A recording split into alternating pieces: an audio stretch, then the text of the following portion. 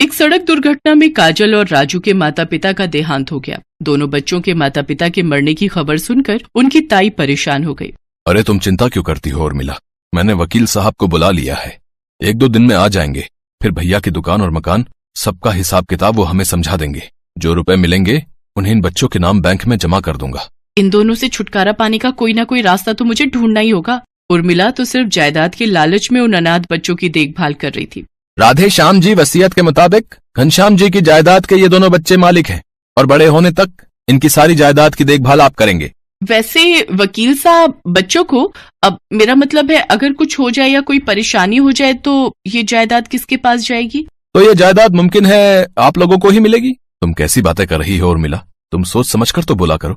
अरे मेरा वो मतलब नहीं था वकील साहब, भगवान न करे दोनों बच्चे बड़े होकर किसी बुरी लत संगत में पड़ गए तो जायदाद को अगर उन दोनों ने बर्बाद कर दिया तो मैं इन दोनों की माँ की तरह ही देखभाल करूं और बड़े होकर ये अपने माता पिता की जायदाद उड़ा दे, मेरी ना सुने।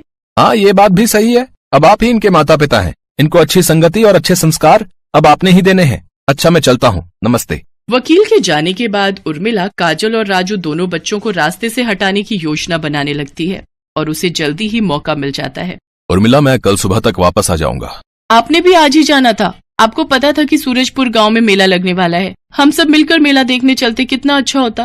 कोई बात नहीं उर्मिला, मैंने तांगे वाले को बोल दिया है, वो तुम सबको सूरजपुर गांव छोड़ आएगा।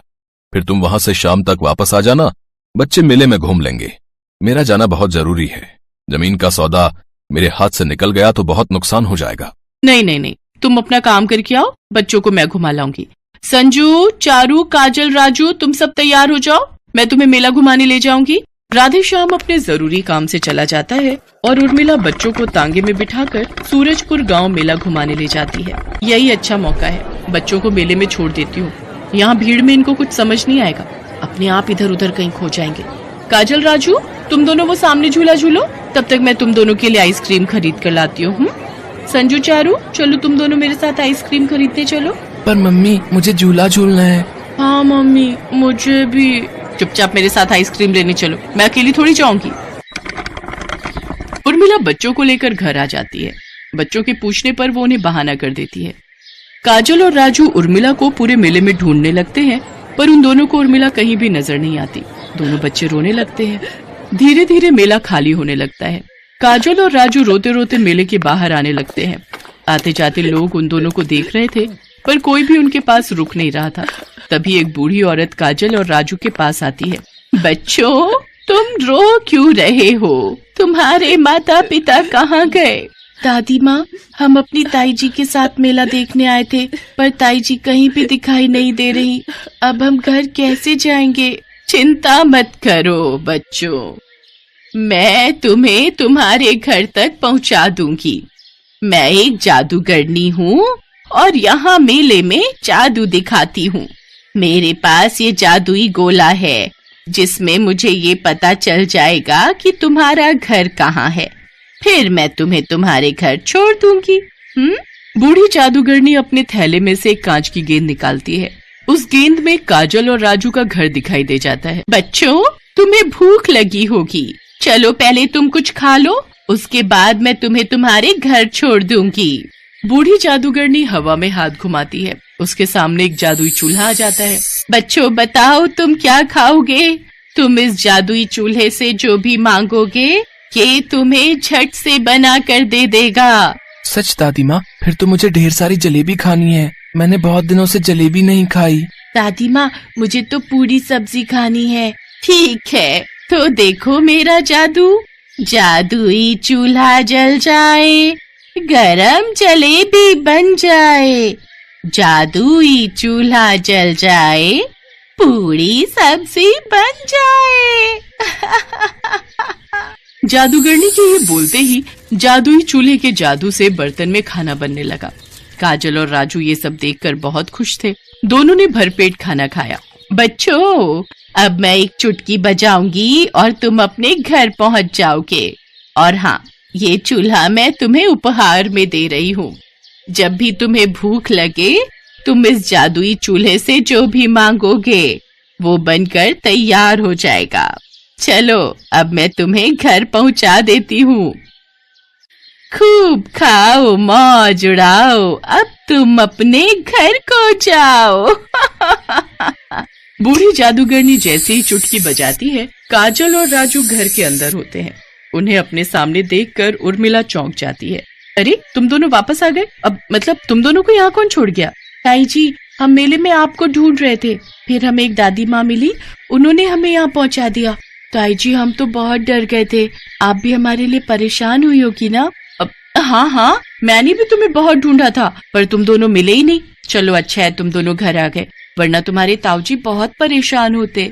काजल और राजू कमरे में चले जाते हैं और उस चूल्हे को अपने संदूक में रख देते हैं। उर्मिला का सारा ध्यान काजल और राजू पर ही था, इसलिए उसने चूल्हे की तरफ नहीं देखा। उर्मिला अब दूसरा रास्ता सोचने लगी। घी सीधी उंगली से ना निकले तो उंगली टेढ़ी करनी पड़ती है। अब सीधे रास्ते से तो इनकी जायदाद मेरे हाथ आएगी नहीं, मुझे टेढ़ा ही बनना पड़ेगा। दोनों को भूखा प्यासा रखूंगी, सारे करके काम करवाऊंगी, तो अपने आप कमजोर होकर दोनों एक दिन मर जाएंगे। मैं भी देखती हूँ ये सारी जायदाद मेरी कैसे नहीं होती। मैं इनकी नौकरानी नहीं हूँ कि पाल पोस कर इनको बड़ा करूं और बड़े होकर ये अपनी जायदाद लेकर अलग हो जाएं और मजे उड़ाएं। अगले दिन से उर्मिला ने सख्ती से पेश आना शुरू कर दिया। वो काजल और राजू को बहुत तंग करती थी। वो उनसे सारे घर के काम करवाने लगी और उन्हें भूखा प्यासा भी रखती थी। इस बारे में राधेश्याम को कुछ भी पता नहीं था। काजल दीदी, ताई जी को क्या हो गया है? वो हमसे अच्छे से बात नहीं करती हैं और हमें खाने को भी कुछ नहीं देती। मुझे तो बहुत भूख लगी है दीदी। तू चिंता मत कर राजू, हमारे पास वो दादी माँ का दिया जादुई चूल्हा है ना, मैं अभी संदूक से निकालती हूँ, फिर हमें ढेर सारा खाना मिल जाएगा। काजल संदूक में से चूल्हा निकालती है और दोनों मिलकर ढेर सारे पकवान खाते हैं। अब तो रोजाना ही जब काजल और राजू काम करके थक जाते तो जादुई चूल्हे से बने खाने को खाकर पेट भर लेते। एक दिन उर्मिला की नजर उन पर पड़ गई। राजू और काजल दोनों खाना खा रहे थे, तभी वो गुस्से में वहां आई। तुम्हें ये चूल्हा कहाँ से मिला? मैं तो तुम्हें भूखा रखती हूँ। अच्छा, तो तुम इस चूल्हे पर बना खाना खाते हो? ताई जी, ये जादुई चूल्हा है, ये हमें दादी माँ ने दिया था जो हमें मेले में मिली थी। इस चूल्हे से जो भी खाना मांगो वो झट से मिल जाता है। तो ये बात है, अब ये जादुई चूल्हा मेरे पास रहेगा, तुम दोनों भूखे रहोगे। चलो जाओ, जाकर काम करो, तब तक मैं इससे खाना मांगती हूँ। ओ जादुई चूल्हे, जल्दी से मुझे खीर बना कर दे। अचानक से चूल्हे में आग जलने लगती है और वो उड़कर उर्मिला के पास आने लगता है। इतनी देर में राधेश्याम भी आ जाता है और वो भी सारा नजारा देख लेता है। बचाओ बचाओ, कोई बचाओ, इस चूल्हे से मैं जल जाऊंगी। तुमने इन अनाथ मासूम बच्चों को बहुत सताया है। बिन माँ बाप के बच्चे तुम्हें अपनी माँ समान मानते हैं और तुम इन्हें भूखा प्यासा रखकर सारे काम करवाती हो। तुम इन्हें मेले में अकेला छोड़कर आई ताकि ये बच्चे कहीं खो जाएं। आज तुम्हें कोई नहीं बचा सकता। मुझसे गलती हो गई, मुझे माफ कर दो, मैं अब कभी भी ऐसा नहीं करूंगी। उर्मिला, तुमने मेरी पीठ पीछे भैया भाभी के बच्चों के साथ ऐसा बुरा व्यवहार किया। मुझे माफ कर दो, अब मैं कभी भी बच्चों को तंग नहीं करूंगी। मैं उन्हें प्यार से रखूंगी, बहुत प्यार से रखूंगी। मुझे अपनी गलती का एहसास हो गया है, मुझे माफ कर दो। जादुई चूल्हे जी, ताई जी को कुछ मत करो, ताई जी तो हमें बहुत प्यार करती है। इतना कहकर काजल और राजू अपनी ताई से लिपट जाते हैं। ये देखकर उर्मिला की आंखों में आंसू आ जाते हैं और जादुई चूल्हा वहां से गायब हो जाता है। मुझे माफ कर दो बच्चों, अब मैं कभी भी तुम दोनों के साथ ऐसा बर्ताव नहीं करूंगी। मैं एक माँ की तरह तुम्हारी परवरिश करूंगी। इतना कहकर उर्मिला दोनों बच्चों के गले लग जाती है। काजल और राजू भी अपनी ताई का प्यार पाकर खुश हो जाते हैं।